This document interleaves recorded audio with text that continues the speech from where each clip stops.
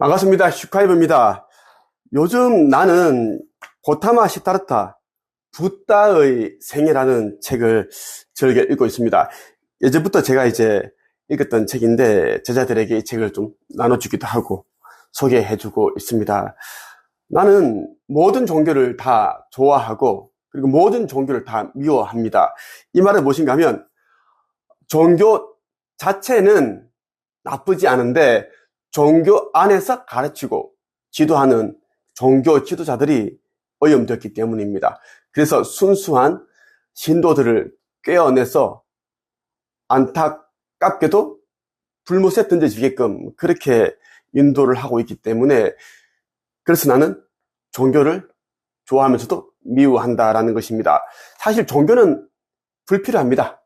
종교 자체가 필요한 것이 아니라 진리, 창조주, 하느님과 하나가 되기 위한 그 과정, 방법에 대한 진리의 말씀이 정말 중요합니다. 2000년 전에 예수는 이렇게 이야기를 했습니다. 나는 세상에 평화를 주기 위해 온 것이 아니다. 세상에 칼을 던지기 위해 왔다라는 것입니다. 내가 던지는 칼에 의해서 많은 나라에서 많은 민족들이 들고 일어나고 분쟁을 일으키고 전쟁이 일어나고 그리고 한 집 안에서도 부모와 자식이 그렇게 다투게 되고 싸우게 되고 그런 일이 일어날 것이다 라고 했는데 예수가 말한 칼은 진리의 말씀을 말합니다. 진리의 말씀을 접하게 되면 사람들이 보는 눈이 생기고 그동안 듣지 못했던 그러한 내용들이 들리기 때문에 다툼이 일어난다는 그러한 뜻으로 해석을 하면 됩니다. 고타마 시타르타, 고타마 붓다, 내가 아주 좋아하는 분입니다. 나는 이 고타마 붓다를 너무나 좋아하고 사랑합니다.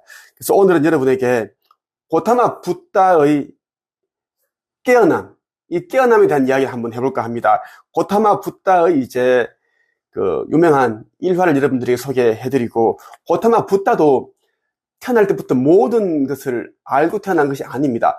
이 땅에 인간의 몸을 입고 육화를 해서 생각을 통해, 깨달음을 통해, 그리고 고통을 통해, 외로움, 두려움, 이러한 슈카이브가 겪는 모든 것들을 통해서 깨달음의 경지에 올랐고 해탈의 반열에 올랐다라고 보시면 좋겠습니다.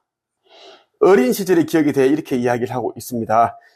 비구들아, 나는 많은 사랑을 받으며 자랐다. 너무나 극진하고 무한한 사랑이었다. 부친은 나를 위해 궁전에 연꽃이 만발한 연못을 만드셨다. 한 연못에는 파란 연꽃이 피었고 또 한 연못에는 하얀 연꽃이 피었고 또 한 연못에는 빨간 연꽃이 피었는데 모두 나를 위해 가꾼 꽃들이었다. 나는 베나레스에서 가져온 향유만 썼고 베나레스에서 생산된 직물로 옷 세 벌을 지어 입었다.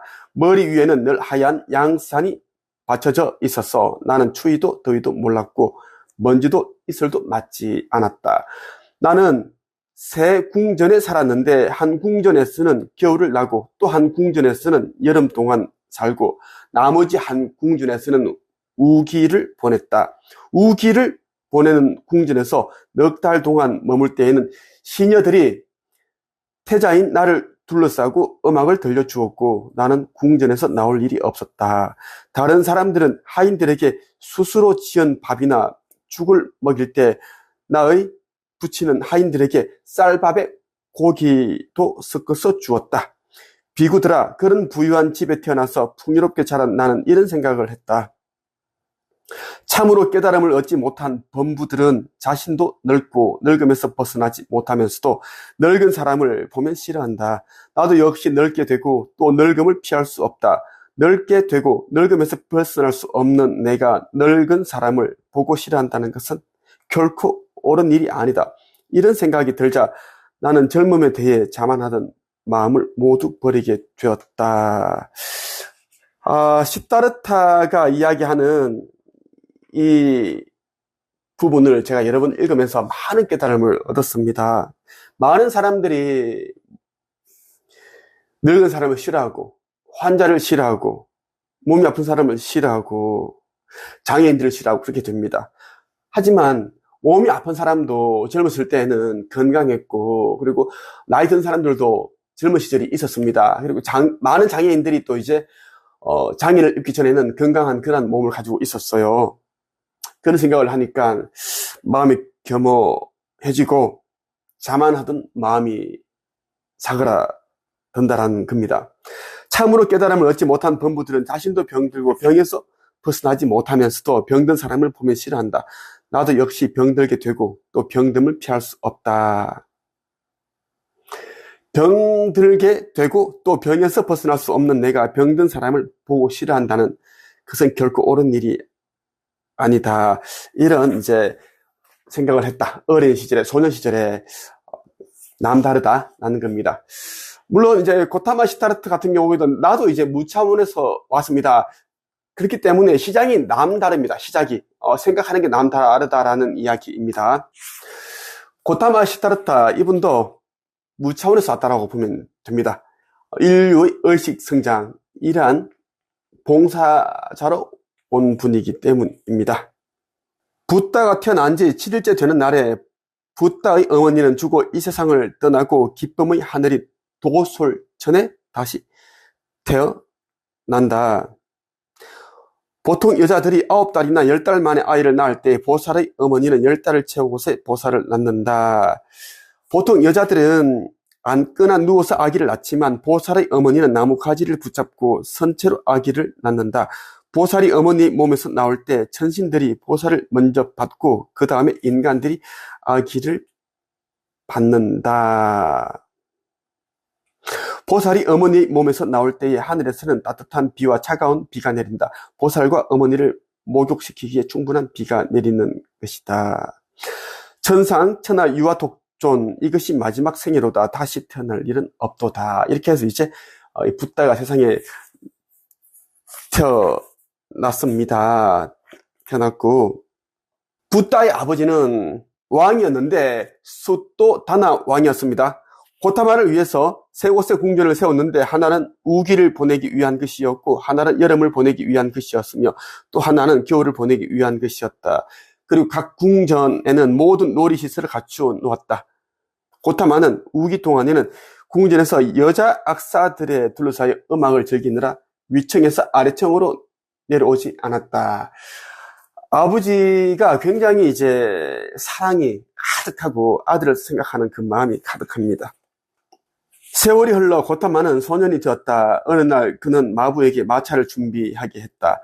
공원에 가고 싶구나. 자, 마차가 공원으로 이제 달리게 됩니다. 그리고 이었고 공원 근처에 가게 되는데 그 공원으로 가는 도중에 왕자는 허리가 굽은 노인을 보게 되죠. 이제 허리가 굽어져서 지팡이를 짚고 쩔뚝쩔뚝 걸어가고 있는 겁니다. 또 노인은 무척 고통스러워하는 표정을 지었어요. 그 노인을 보고 고타마가 물었다. 마부야, 저 사람은 무슨 일을 했기에 머리카락과 몸이 다른 사람들과 다르냐? 저 사람은 노인이라고 합니다. 왜 노인이라고 하느냐? 저 사람은 이제 살 날이 얼마 남지 않았기 때문에 노인이라고 합니다. 마부야, 그러면 젊은 나도 언젠가는 늙는단 말이냐? 왕자님과 우리 모두는 아직 젊지만 언젠가는 늙게 됩니다. 나는 이 일화를 읽으면서 정말 순수하신 분이었구나. 진짜 순수하다. 순수 그 자체이시다라는 생각을 들더라고요. 네. 물론 이제 궁궐 안에만 있다 보니까 젊고 예쁘고 아름답고 좋은 것만 먹고 하다 보니까 또 바깥 세상을 보지 못했기 때문일 수도 있겠지만, 예. 심성이 순수 그 자체다라는 겁니다. 그렇게 해서 이제 궁전으로 돌아가게 됩니다. 마음이 슬프죠. 왕자는 자기 방으로 돌아가서 슬픔에 잠겨 생각했다. 태어났다는 것은 참으로 부질없구나. 일단 태어나면 늙어야 하다니. 왕이 마부를 불러 물었다. 왕자는 공원에서 즐거워했느냐 기뻐했느냐? 즐거워하지도 기뻐하지도 않으셨습니다. 그 후 여러 날이 지나갔다. 왕자는 마부를 불러 예전처럼 밖으로 나갈 준비를 하라고 했다. 공원으로 가는 도중에 고타마는 매우 고통스러워하는 병자를 보았다. 그 병자는 자신의 소변에 젖어 있었고 남의 부축을 받아야 했고 옷도 혼자 입지 못하는 것 같았다. 고타마가 말했다. 마부야, 저 사람은 무슨 일을 했기에 눈이 남들과 다르냐? 목소리는 왜 남들과 다르냐? 왕자님, 저 사람은 병들었습니다. 병들었다는 것은 무슨 뜻이냐? 저 사람은 건강을 회복하기가 어렵다는 것입니다. 그럼 나도 병에 걸릴 수가 있단 말이냐? 나도 병에서 벗어날 수 없다는 말이냐? 왕자님과 우리 모두는 병에 걸릴 수 있고 병에서 완전히 벗어날 수 없습니다. 오늘은 이제 그만 궁전으로 돌아가자. 또 이제 고타마 시타르타 왕자는 또 방으로 돌아가서 슬픔에 잠기게 됩니다. 태어났다는 것은 참으로 부질없구나. 일단 태어나면 병들고 쇠약해지고 많이.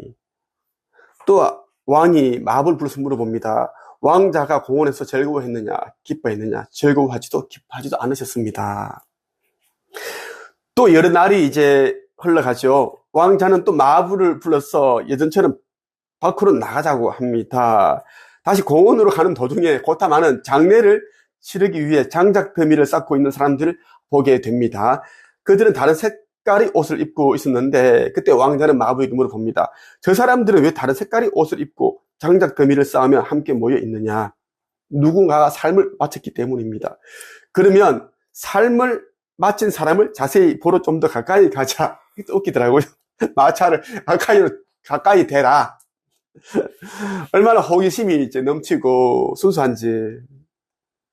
마부가 말을 가까이 이제 몰아가게 되고 고타마는 삶을 마쳤다는 사람의 얼굴을 보게 됩니다. 그리고 또 묻게 되죠.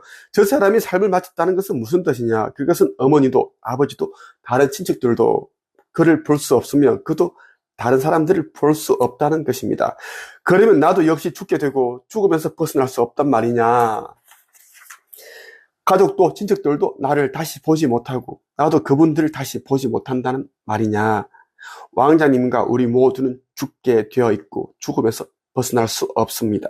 왕자님의 가족도 친척도 왕자님을 볼 수 없고 왕자님도 그분들을 볼 수 없게 됩니다. 오늘은 이제 그만 궁전으로 돌아가자.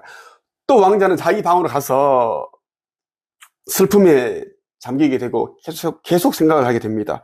태어났다는 것은 참으로 부질없는 거구나. 일단 태어나면 병들고 쇠약해져 죽고 많이. 또 이제 여러 날이 흐르게 되고 왕자는 또 이제 바깥 세상이 궁금합니다. 그래서 또 마부를 불러서 바깥으로 이제 마차를 몰게 합니다. 공원으로 가는 도중에 이제 고타마는 삭발한 사람을 보게 됩니다. 머리를 다 깎았다는 거예요. 그 사람을 보게 되는데 그는 노란 옷을 걸치고 있었다. 왕자는 그를 보고 마부에게 물었다. 저 사람은 왜 머리 모양이 남들과 다르냐? 저 사람의 옷은 왜 다른 사람들의 옷과 다르냐? 저 사람은 출가하여 수행하는 사람이므로 수행자라고 불립니다.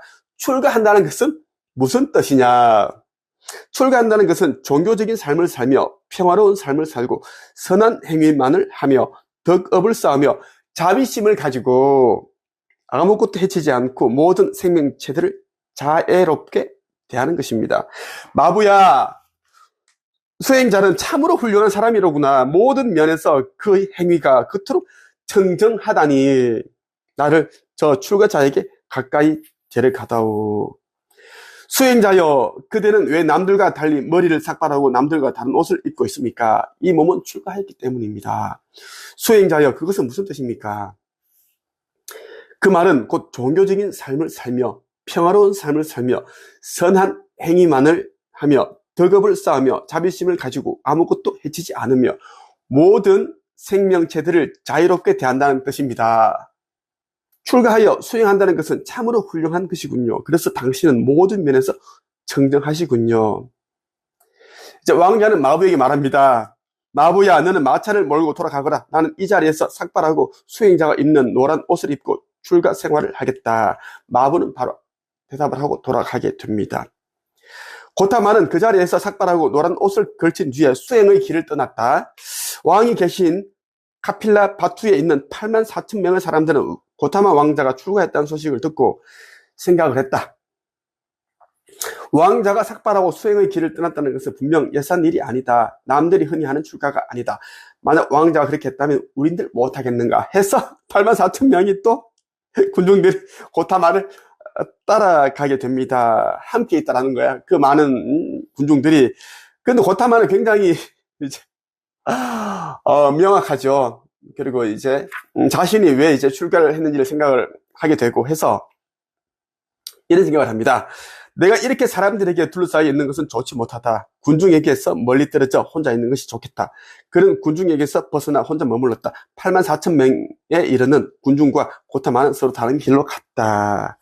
한가로운 자리에 앉아 혼자 명상하고 있을 때 고타마는 마음속으로 생각했다. 이 한가로운 자리는 무엇인가 하면 보리수 나무를 답니다. 보리수 나무 아래에서 이제 고타마 시타라는 깨달음을 얻게 됩니다.